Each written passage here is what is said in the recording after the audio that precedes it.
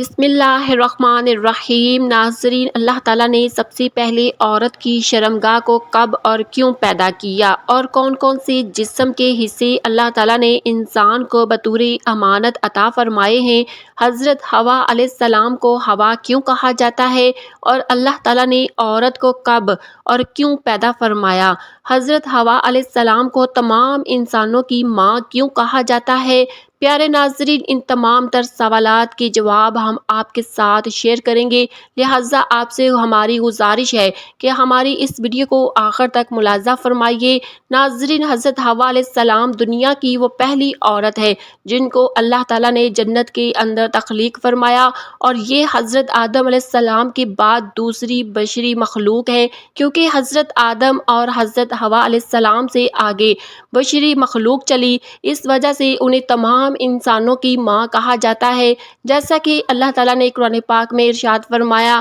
کہ وہ یہ ہے کہ جس نے تم کو ایک جان سے پیدا فرمایا اور اسی سے اس کی بیوی کو بھی پیدا فرمایا کہ وہ اس سے سکون حاصل کر سکے۔ ناظرین، اس آیت کے ترجمے سے پتہ چلتا ہے کہ اللہ تعالیٰ نے عورت جیسی حسین مخلوق کو آدم اور ان کے بیٹوں کی تسکین کے لیے پیدا فرمایا تاکہ انسان عورت کے قرب سے سکون حاصل کر سکے۔ ایک روایت میں آتا ہے کہ حضرت آدم علیہ السلام جنت میں کچھ اکیلا پن محسوس کرتے تھے، کیونکہ جنت کے اندر آپ کے جنس سے آپ کے علاوہ اور کوئی مخلوق موجود نہ تھی۔ فرشتے موجود تھے جو کہ نورانی مخلوق تھے۔ ناظرین، پھر ایک دن حضرت آدم علیہ السلام سوئے ہوئے تھے، اللہ تعالیٰ نے ان کی بائیں پسلی سے حوا علیہ السلام کو پیدا فرمایا۔ جب حضرت آدم علیہ السلام بیدار ہوئے اور اپنے پاس حسین و جمیل عورت کو پایا، حضرت حوا علیہ السلام سے پوچھا، تو کون ہے اور تجھے اللہ تعالیٰ نے کس طرح اور کیوں پیدا فرمایا؟ حضرت حوا علیہ السلام نے جواب دیا کہ مجھے اللہ تعالیٰ نے آپ کی تسکین کے لیے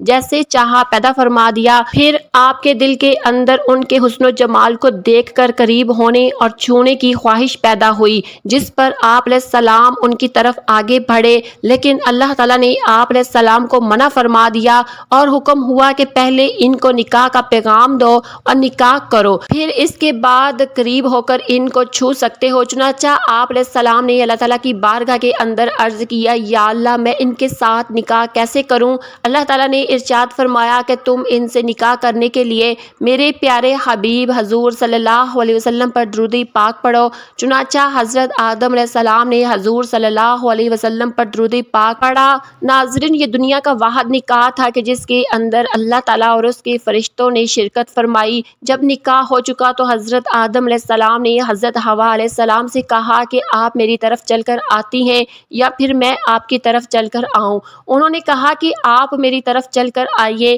یہی وجہ ہے کہ آج بھی آدم علیہ السلام کے بیٹے عورت کی طرف چل کر جاتے ہیں، اور پھر حضرت آدم علیہ السلام خود چل کر نہ جاتے تو ہمیشہ عورت مرد کے پاس چل کر آتی۔ ناظرین، اسی سبب سے بعض لوگوں کا یہ کہنا ہے کہ دنیا کے تمام مردوں کے اندر ان کے باپ آدم علیہ السلام کی طرف عورت کے قریب ہونے اور اسے چھونے اور اس کے قرب سے لذت پانے کی خواہشات پیدا ہوتی ہیں، کیونکہ یہ نکاح کے بغیر حرام ہے۔ اسی وجہ سے انسان کو غیر محرم عورت کو دیکھنا حرام قرار دیا گیا، اور اس کے ساتھ تنہائی کو بھی اللہ تعالیٰ نے حرام قرار دیا ہے، کیونکہ یہ چیزیں انسان کی فطرت کے اندر داخل ہیں۔ روایات کے اندر آتا ہے کہ اگر تمہیں کوئی یہ کہے کہ پہاڑ نے اپنی جگہ چھوڑ دی تو اس بات کو مان لو، لیکن اگر تمہیں کوئی یہ کہے کہ کسی انسان نے اپنی فطرت کو چھوڑ دیا تو کبھی یقین نہ کرو، کیونکہ کوئی بھی انسان اپنی فطرت سے کبھی بھی بدل نہیں سکتا۔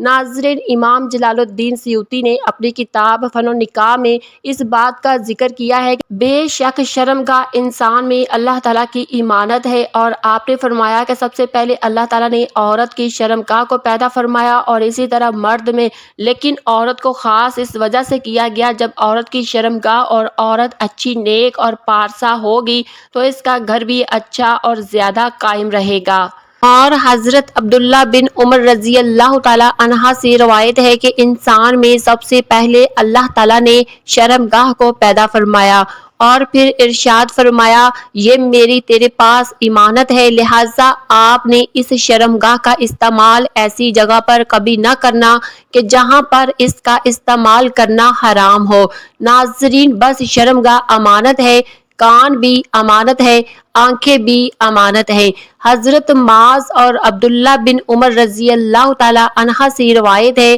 کہ اللہ تعالیٰ نے سب سے پہلے انسان کی شرمگاہ کو پیدا فرمایا، اور پھر جب انسان کی تخلیق مکمل ہو گئی تو ارشاد فرمایا کہ اس کو حلال جگہ پر ہی استعمال کرنا۔ ابن اسحاق نے روایت کو بیان فرمایا کہ جب اللہ تعالیٰ نے حضرت آدم علیہ السلام کو پیدا فرمایا، پھر اس کے بعد ان کی زوجہ حوا کو پیدا فرمایا، تو اللہ تعالیٰ نے ان دونوں کی طرف ایک فرشتے کو بھیج دیا اور اسے کہا کہ جاؤ اور حضرت آدم علیہ السلام کو ہم بستری کا طریقہ بھی سکھاؤ اور انہیں ہم بستری کرنے کا حکم دو۔ پھر جب حضرت آدم علیہ السلام نے حضرت حوا علیہ السلام سے اسی طریقے کے مطابق ہم بستری کی، تو حضرت حوا علیہ السلام نے حضرت آدم علیہ السلام سے فرمایا، اے میرے شوہر آدم، یہ کام تو بہت اچھا ہے اور میرے ساتھ یہ کام اور زیادہ کرو۔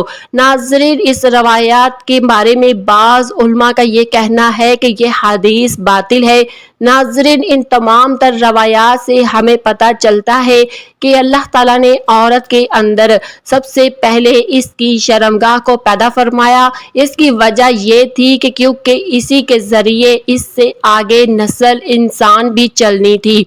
اور اسی سبب سے اللہ تعالیٰ نے اس کو اپنی امانت قرار دیا ہے۔ ناظرین، روایت کے اندر آتا ہے کہ حضرت حوا علیہ السلام کی تخلیق کے بعد ایک دن فرشتوں نے حضرت آدم علیہ السلام سے بطور امتحان یہ سوال کیا کہ حضرت حوا علیہ السلام کا نام حوا کیوں رکھا گیا ہے؟ آپ علیہ السلام نے فرمایا کہ اللہ تعالیٰ نے ان کو زندہ انسان سے پیدا فرمایا ہے، اسی وجہ سے ان کا نام حوا علیہ السلام رکھا گیا ہے۔ یہ بات یاد رکھیے کہ ایک مقام پر حضور صلی اللہ علیہ وسلم نے ارشاد فرمایا، اس شخص کا کوئی ایمان نہیں ہوگا جو ایماندار نہ ہو، یعنی کہ امانت کی حفاظت کرنے والا نہ ہو۔ لہٰذا آپ تمام مسلمانوں پر یہ لازم ہے کہ وہ اپنی آنکھوں، کانوں کو، شرمگاہوں کی حفاظت کرے اور ان کو صرف اللہ تعالیٰ کے حلال کردہ کاموں کے اندر استعمال کرے۔ ان لوگوں کا کوئی بھی ایمان نہ ہوگا جو کہ ان کو حرام کاموں کے اندر استعمال کرے گا، اور کہیں ان چیزوں کو حرام کاموں کے اندر استعمال کرنا ایمان کی محرومی کا سبب بن جائے، اور ایمان سے محرومی ہی جہنم کا سبب بنے گا۔ ناظرین، حضور صلی اللہ علیہ وسلم نے ارشاد فرمایا کہ اس شخص کو قیامت کے دن عرش کا سایہ نصیب نہ ہوگا، اس دن عرش کے علاوہ اور کوئی سایہ نہ ہوگا کہ جسے کسی حسین و جمیل عورت نے زنا کی دعوت دی تو اس نے مان لی۔ اللہ تعالیٰ سے دعا ہے کہ ہم سب مسلمانوں کو زنا جیسی لعنت سے حفاظت فرمائے، آمین ثم آمین۔ محترم ناظرین، اگر ویڈیو پسند آئے تو لائک اور شیئر کریں۔ مزید ایسی ویڈیوز دیکھنے کے لیے ہمارے چینل کو بھی ضرور سبسکرائب کریں۔ اللہ حافظ۔